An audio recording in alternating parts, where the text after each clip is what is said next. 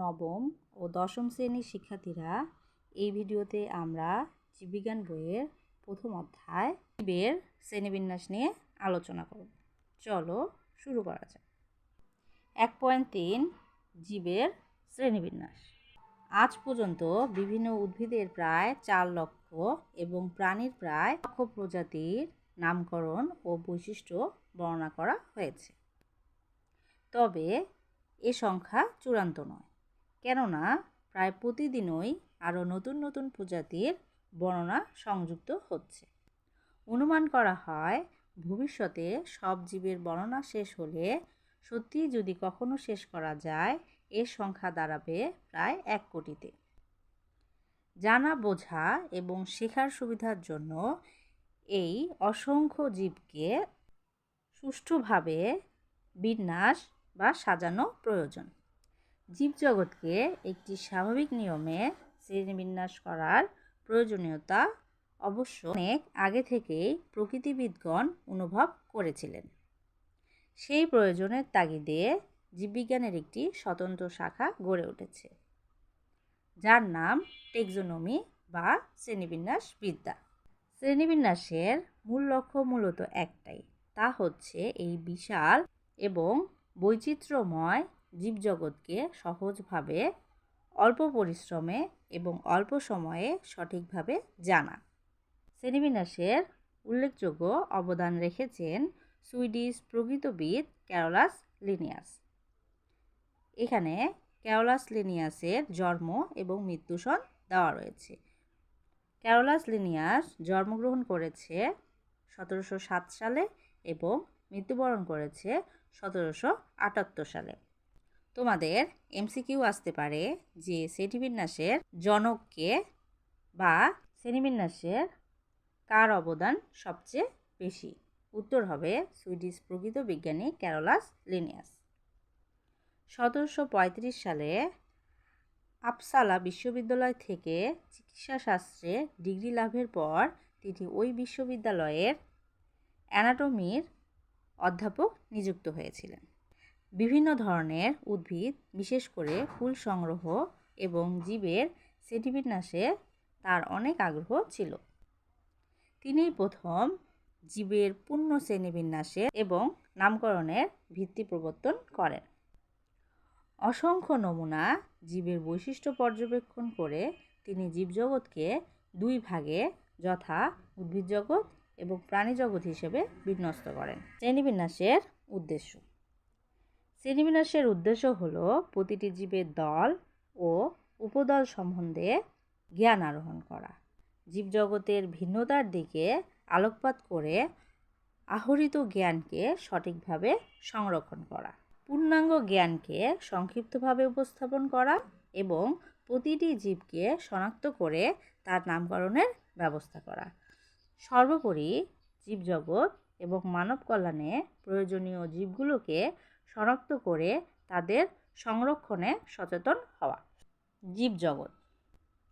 Carolus লিনিয়াসের সময়কাল থেকে শুরু করে শতাব্দীর মাঝামাঝি সময় পর্যন্ত জীবজগৎকে উদ্ভিদজগৎ এবং প্রাণীজগৎ হিসেবে বিবেচনা করে 2টি রাজ্যে বা কিংডমে শ্রেণীবিন্যাস করা হতো।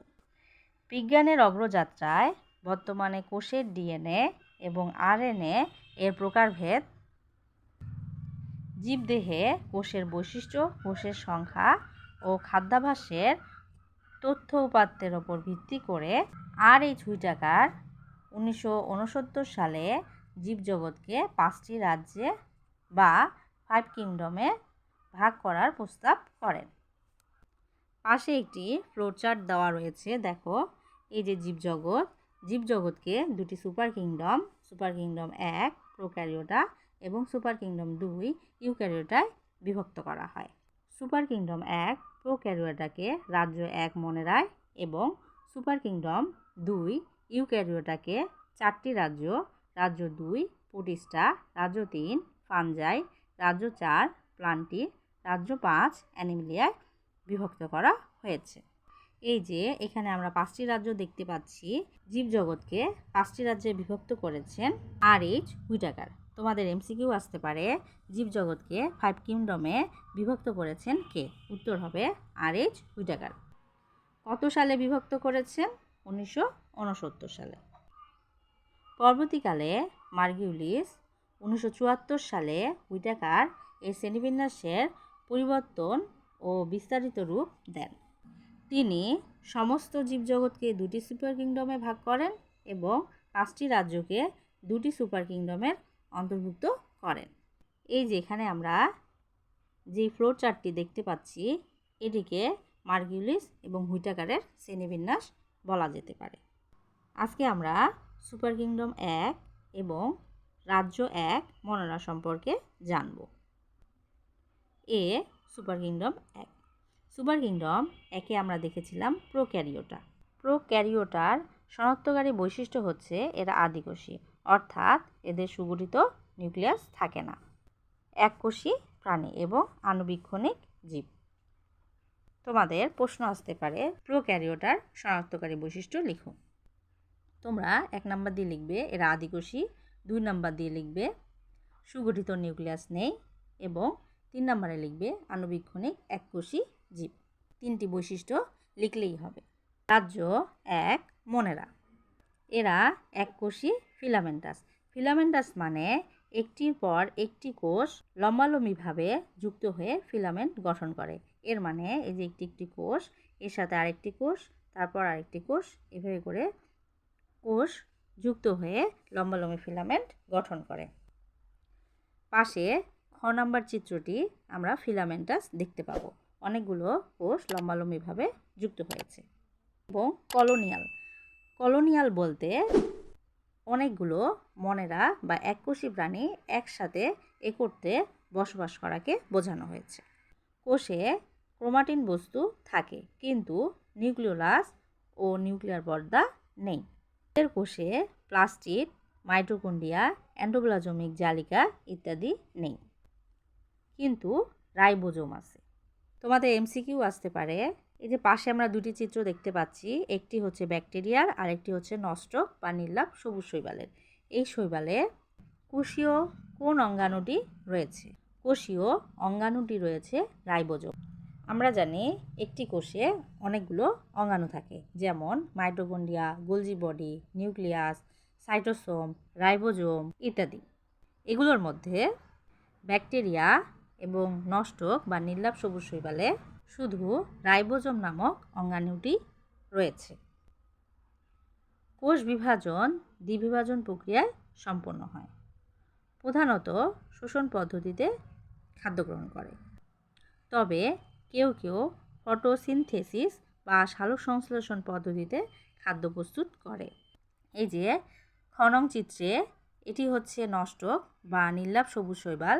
যেহেতু এটি সবুজ শৈবাল, এর মধ্যে ক্লোরোপ্লাস্ট থাকে, আর আমরা জানি ক্লোরোপ্লাস্টরা ফটোসিনথেসিস বা সালোক সংশ্লেষণ প্রক্রিয়ায় খাদ্য তৈরি করে। উদাহরণ হিসেবে আমরা দিতে পারি নির্লাভ সবুজ শৈবাল এবং ব্যাকটেরিয়া। এখন দেখো, তোমাদের কোশ্চেন আসতে পারে মনেরার বৈশিষ্ট্যগুলো লিখো। এখানে প্যারা আকারে দেওয়া রয়েছে, তোমরা প্যারা আকারে লিখবে না। রোমান সংখ্যা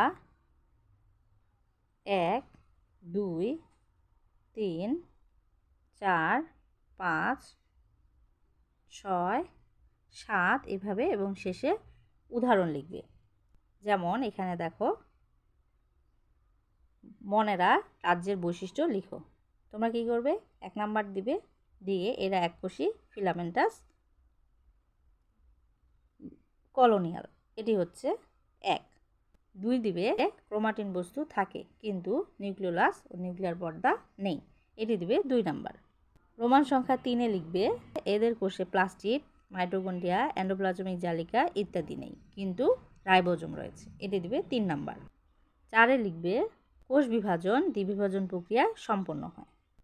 5-এ লিখবে প্রধানত শোষণ পদ্ধতিতে খাদ্য গ্রহণ করে।